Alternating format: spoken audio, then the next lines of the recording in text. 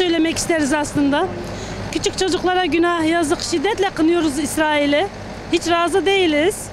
Bir an önce bitsin bu savaş. Büyükelçilerimiz de, başbakanımız da bir şeyler yapsa iyi olur. Çok güzel olur yani. Vicdanen ve dinen çok baskı altındayız. Bilinçaltı yaşıyoruz. Savaşın başladığı günden bu ana kadar, bugüne kadar yani katliam üstüne katliam. Amaçları ne? Fakirler, Müslümanlar ölüyorlar boş yere. Bence bir an önce ateşkes yapılmalı ve barış çağrısında bulunmalıdır. Yoksa çok kötü. Çok vahim bir durum, çok zor. Hiçbir şeyde hakkı yok. Ve gün gün boykotlar yapılıyor zaten. Marketler olsun, dışarısı olsun. Her yerde, çarşı, pazar her yerde boykotlar uyguluyoruz, uygulayacağız da. Devam ediyoruz. Kesinlikle İsrail'den yana değiliz. Lanetliyoruz. Allah'ın kahrı onların üzerine olsun. Ya Filistin'e inşallah ve Xwedê yardım kem. Xwedê xwe güvenmiş dibin, Xwedê xwe îna dibin. Hiç kimse biz Müslüman, hiç kimse Müslüman destek nadine.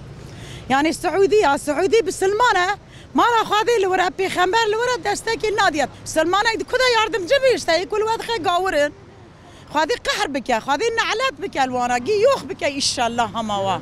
Kafir zatî gîr rabûne, li Müslümana karşı rabûne, ma kafir meydanê dixwîne. Müslümanê me gîr raketine.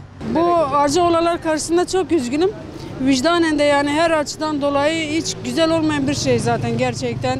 Boş yere durduk yerde sebepsizce yani genç canlar ölüp bitiyor, yazık değil. Buna yani gerçekten Cumhurbaşkanımız mı başka yerlerden mi birinin el atması gerekiyor.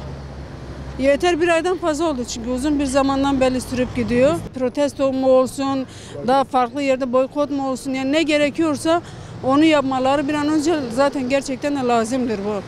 Çok yani yanlış bir şeydir. Kim olursa olsun yani çok büyük bir acıdır, hiç güzel olmayan bir şeydir de yani. Hayır, bence savaşla hiçbir alakası yok ya. Göz göre göre mazlumun ahıdır bu. Zalimliktir bu, vicdansızlıktır bu, hakarettir bu. Çok kötü bir yani serüvendir, sürüp gidiyoruz.